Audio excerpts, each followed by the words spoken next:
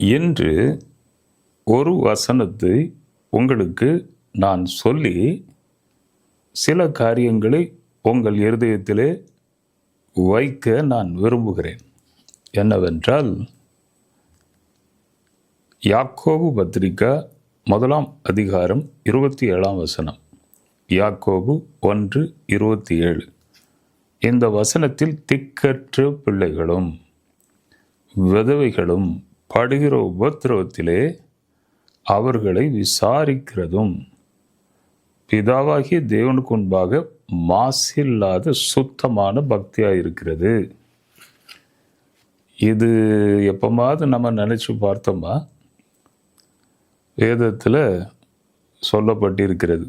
இதுதான் உண்மையான ஒரு பக்தி என்று சொல்லப்படுகிறது. ஆனால் மனுஷனோட இயல்பை பாருங்க. நல்ல வசதியில் இருக்கிறவங்களுக்கு மதிப்பு கொடுப்போம், நல்லா பேசுவோம், அவர்களை இன்வைட் பண்ணுவோம், நம்ம கூட உட்கார்ந்து சாப்பிட வைப்போம். இந்த திக்கற்ற பிள்ளைகள் விதவைகள், இவர்களை கொஞ்சம் விசாரிப்பது கொஞ்சம் கஷ்டம்தான். மனுஷனுடைய இயல்பு சொல்கிறேன். எல்லாருக்கும் அந்த ஒரு இயல்பு மனுஷனுக்கு உண்டு. ஆனால் யாக்கோபு என்ன எழுதுகிறார் பாருங்கள். திக்கற்ற பிள்ளைகள்னா யாரு? தாய், தகப்பன், உற்றார், உறவினர் யாரும் இல்லாமல், ஒரு உதவி இல்லாமல் ஒரு திக்கற்ற நபர். இப்போ நாங்களும் கூட ஆந்திராவில் வரங்கல் என்ற இடத்துல இருக்கிறேன். நான் தினமும் என் வீட்டுக்கு போகும்போது அங்கே ராமு என்கிற ஒருவர், அவர் ஒரு திக்கற்ற நபர்.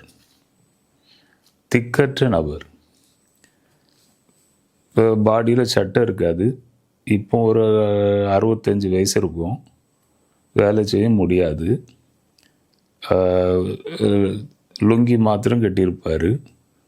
என் வீட்டு முன்னாலே அங்கேயே பக்கத்தில் இருப்பார். வீட்டில் வாட்ச்மேன் இருப்பாங்க, இருந்தாலும் வெளியே அவர் இருப்பார். எப்பெல்லாம் அவரை பார்க்குறேனோ கண்டிப்பாக அவருக்கு உதவி பண்ணுவேன். உதவி பண்ணி சாப்பிட்டீங்களான்னு கேட்பேன். இல்லையா, சாப்பிடலையா, இயேசுதான் நான் ஜெபிக்கிறேன்யா, இயேசுதான் என்ன காப்பாற்றனையான்னு சொல்லுவார். உடனே சாப்பிடுங்க, நல்லா போய் சாப்பிடுங்கன்னு சொல்லி கையில் காசை கொடுப்பேன்.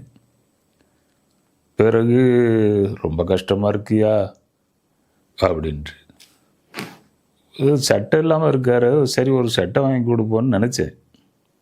அன்னைக்கு எப்படியோ மறந்துட்டேன். திரும்ப ராத்திரி நான் வீட்டுக்கு போகிறேன். அன்னைக்கு ஃபுல்லாக மழை.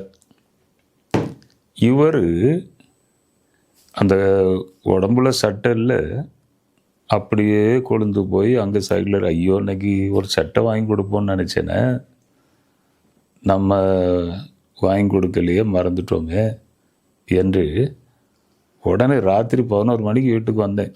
நேராக உள்ளே போய் என் சட்டையில் ஒரு 3 சட்டை எடுத்துகிட்டு கொண்டு, பிறகு எனக்கு போட்ட ஷால்வை, இந்த சிலவங்க போடுவாங்கல்ல, அந்த கூட்டங்களுக்கு போகும்பொழுது சிலவங்க அந்த சால்வை போடுவாங்க. இந்த சால்வை ஒன்று என் சட்டை ஒரு 3 எடுத்துக்கொண்டு ராத்திரி 11 மணிக்கு அவள் கையில் கொண்டு கொடுத்தவரும் கொஞ்சம் நிம்மதியாக இருந்துச்சு. அப்போது திக்கற்ற பிள்ளைகளுக்கு உதவி செய்வது தான் தேவன் பார்க்குறாரு. அங்கே எழுதியிருக்கு வசனத்தில். வேதத்தில் பாருங்க, தேவ சித்தம் இல்லாமல் எந்த வசனமும் இணைக்கப்பட முடியாது, இணைக்கப்படாது. யாக்கோபு எழுதியிருக்கிறான்னா தேவ சித்தம். எத்தனை நாள் உபவாசத்திலேருந்து எழுதினாரோ, தேவ சந்நிதியிலேயே காத்திருந்து எழுதினாரோ என்னமோ, அழகாக எழுதியிருக்கிறார். திக்கற்ற பிள்ளைகள். அப்போ இப்படிப்பட்ட பிள்ளைகள் மேலே நம்ம கொஞ்சம் கர்த்தருடைய பிள்ளைகள், கர்த்தருடைய ஆவியை பெற்றவர்கள், இஸ்ரவேல், கொஞ்சம் அவங்க மேலே கவனம் செலுத்தணும்.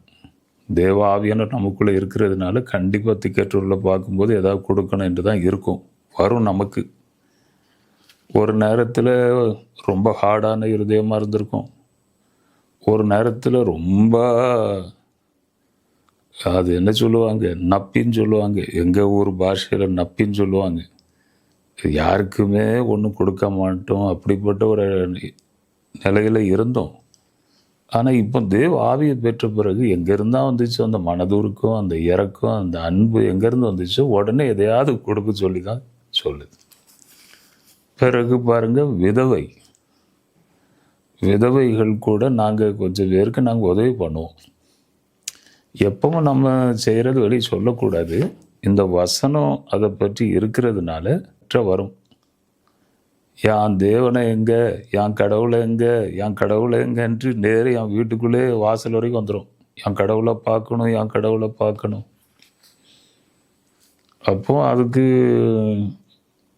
1500 இப்படி நான் மாதம் கொடுப்பேன். அந்த அம்மாவுக்கு ரொம்ப வயசாயிட்டு.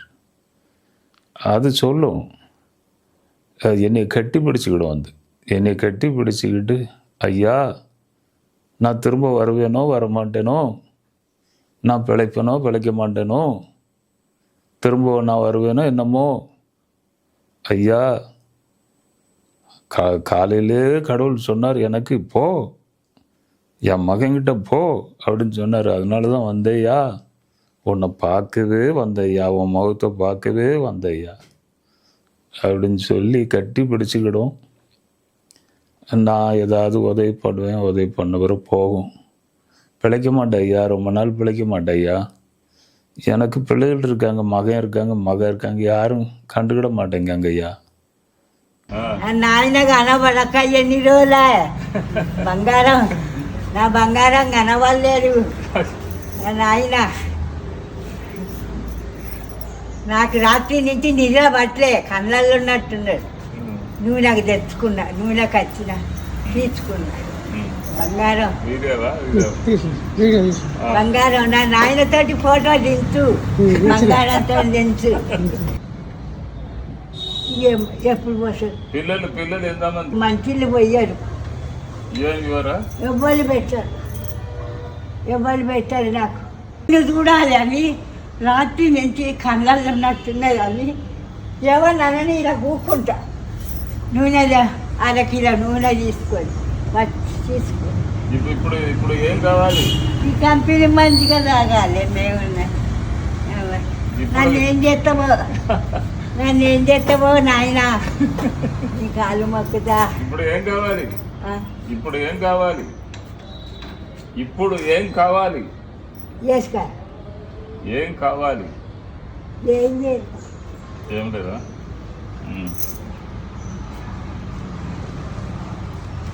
ఏమన్నా ఇట్లయ్యా, నాకు నెలకి ఏమన్నా చిత్తు చెయ్యరా? బాధించాను ఒక్కదానికి, సాటికత్తా పోతా, నీ కాలు మొక్కుతా. నెల ఖర్చుదట్టు ఇయ్యరా. నేను ఉన్నంతసేపు అయితే ఇంకా నేను రాను. చాలా రోజులు బతుకా. నీ కాలు మొక్కుతా, నేను బతుకా. ஐயா உன்னை பார்க்குறதுக்காகவே வந்த ஐயா அப்படின்னு சொல்லி கட்டி பிடிச்சிக்கிடும். விதவைகளுக்கு உதவி பண்ணுறது, திக்கற்ற பிள்ளைகளுக்கு உதவி பண்ணுறது, இது என்ன செய்யும்? நமக்கு ஏதாவது ஒரு ஆபத்து வரும்போது தேவன் நம்ம மேலே மன இறங்கி நம்மளை காப்பாற்றுவார். அது தேவனுக்கு ஏற்ற ஒரு பக்தி என்று அங்கே சொல்லப்பட்டிருக்குது. உங்களுக்கு ஏதாவது கஷ்டம் வரும்போது தேவன் உடனே வந்து உங்களை கவனிப்பார். இப்போ ஒரு வாரத்துக்கு முன்னால் திடீர்னு செஸ்ட்லலாம் ஒரு வலி வந்துட்டு எனக்கு 3 மணிக்கு காலையில். உடனே இந்த பாகம் எல்லாம் அப்படியே டைட் ஆகிட்டு, பயம் பிடிச்சிட்டு, எதுவும் ஆயிட்டா, எதுவும் ஸ்டண்டு போடணுமா, ஹார்ட் எதுவும் பிரச்சனை ஆயிட்டா அப்படின்ட்டு காலையிலே ப்ளட் டெஸ்ட்டு, அந்த கொலஸ்ட்ரால் டெஸ்ட்டு, அந்த டெஸ்ட் எல்லாம், கிட்னி எப்படி இருக்குது, லிவர் எப்படி இருக்குது, எல்லா டெஸ்ட்டும் காலையிலே ரத்தத்தை கொடுத்துட்டு 1 வருஷம் ஆச்சு நான் செக் பண்ணி. சாயந்தரம் 6 மணிக்கு ரிப்போர்ட் வந்துச்சு. ரிப்போர்ட் எடுத்துகிட்டு டாக்டர்கிட்ட போனேன். டாக்டர் இசிஜியை பார்த்துட்டு கொஞ்சம் சேஞ்ச் இருக்குது, பெரிய சீரியஸ் ஒன்றும் இல்லை, லைட்டாக சேஞ்ச் இருந்த மாதிரி இருக்குது, எப்படியும் நீங்கள் கார்டியாலஜி, ஹார்ட்டு சம்மந்தமான டாக்டரை பார்த்துருங்க. எனக்கு பயம் பிடிச்சு போச்சு. எதுவும் ஸ்டண்டு போட வேண்டியிருக்குமா, இல்லைன்னா ஆப்ரேஷன் பாங்களா. ஐயோ, இப்போந்தான் கொஞ்சம் கொஞ்சம் அந்த மீட்டிங்களுக்கெலாம் போகிறேன். தமிழ்நாடுலாம் போகிறேன். தமிழ்நாட்டில் 9-10 வருஷம் போகல.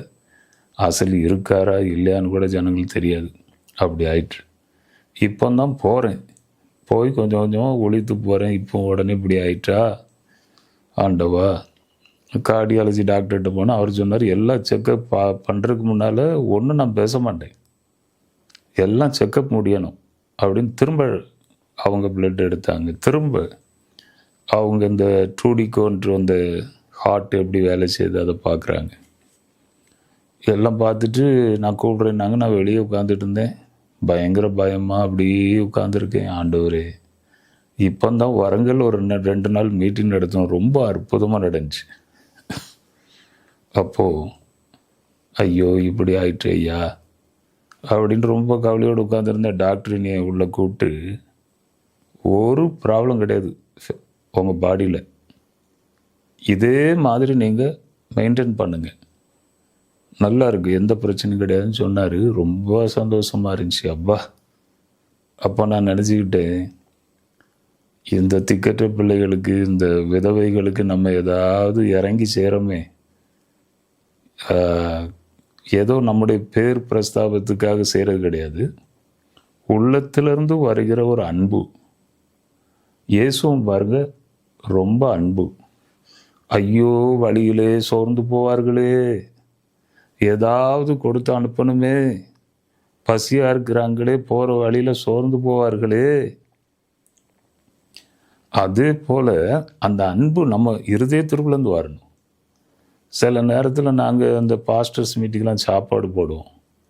சில பேர் சொல்லுவாங்க, என்னையா சாப்பாடு அப்படிம்பாங்க. அப்போ நான் சொல்லுவேன், உள்ளத்தின் ஆழத்துலேருந்து ஒரு அன்புனால கொடுக்கும். எங்கெங்கேருந்துலாம் வர்றாங்க, ஸ்டேட்லேருந்து, ஸ்டேட்டு முழுசும். அவங்க போகும்போது சாப்பிட்டு போகட்டு. அந்த அன்பு, ஐயோ சோர்ந்து போவார்களே, சாப்பிடலையே, பசி எடுக்குமே, அந்த ஆண்டருடைய அந்த மனசு இருந்தால் தான் செய்ய முடியும். இதை கேட்டுக்கொண்டிருக்க அருமை சகோதரனே சகோதரியே, தேவ ஆவியை பெற்றுக்கொள்ளணும். இப்படிப்பட்ட காரியங்களை செய்யணும். செய்தால் உங்களுக்கு ஏதாவது ஆபத்து வரும்போது டக்குன்னு ஆண்டவர் வருவார். எனக்கு அன்னைக்கு பிரச்சனை வந்துச்சு, ரொம்ப கலங்கி போயிருந்தேன். கடைசியில் டாக்டர் சொன்னார், ஒன்றும் இல்லைப்பா, உனக்கு சந்தோஷம், வெளியே வந்தேன். அதே போல் தேவன் உங்களுக்கு ஏதாவது பிரச்சனை இருக்கும்போது கண்டிப்பாக உதவி செய்வார். ஆதலால் நாம் என்ன செய்யணும்? தேவ ஆவியை பெற்றாதான் இப்படிப்பட்ட மனசு வரும். தேவன் ஒரு மனுஷனுக்குள்ளே வந்து தங்கினாதான் இதை மாதிரி எண்ணங்கள் வரும் செய்கிறதுக்கு. தேவனே என்னை நிரப்பும் என்று நீங்கள் கேளுங்க. ஒன்று தான் இயேசுக்கு சொன்னார், நல்லா படிக்கணும், நல்ல பலமாக இருக்கணும், அழகாக இருக்கணும், ஹைட்டாக இருக்கணும், பர்சனாலிட்டியாக இருக்கணும் அப்படின்னு சொல்லலை. தேவன் என்ன சொன்னார்? கேட்கிறவன் பெற்றுக்கொள்வான், தாகத்தோடு கேட்கிறவன் என்னிடத்தில் வரட்டும், நான் அவனுக்கு ஜீவ தண்ணீரை கொடுப்பேன். அப்போ நம்ம தாகத்தோடு கேட்ட அந்த பரிசுத்த ஆவியானவர் இறங்கி வருவார், உங்களுக்கு உதவி செய்வார். நான் உங்களுக்காக ஜெபிக்கிறேன். நீங்கள் எங்கிருந்தாலும், எங்கிருந்து இந்த வார்த்தையை கேட்டாலும் தேவ வல்லமை உங்களை நிரப்பப் போகிறது. ஜெபிப்போமா? ஸ்தோத்திரம், ஸ்தோத்திரம், ஹல்லேலூயா. ஒரு தடவை உம் கரத்தை அவர்கள் மேல் வையும்.